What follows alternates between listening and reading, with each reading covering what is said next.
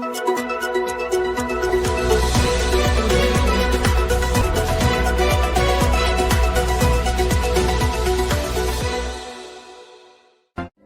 દર્શક મિત્રો, આપ જોઈ રહ્યા છો મુંબઈ તરંગ ન્યૂઝ. હું છું એન્કર અર્પિતા પટેલ. હવે જોઈએ અગત્યના સમાચાર. સુરતના ઇન્ડોર સ્ટેડિયમમાં ગૃહ રાજ્યમંત્રી શ્રી હર્ષ સંઘવીના પિતા સ્વ રમેશચંદ્ર સંઘવીની પ્રાર્થના સભામાં મુખ્યમંત્રી શ્રી ભૂપેન્દ્ર પટેલ સહભાગી થયા.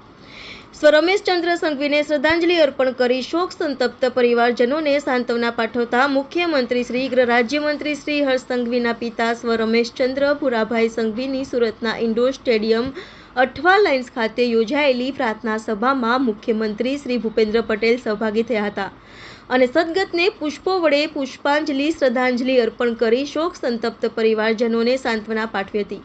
તેમણે ઊંડા શોકની લાગણી વ્યક્ત કરી દિવંગત આત્માની ચિર શાંતિ માટે પ્રાર્થના કરી હતી.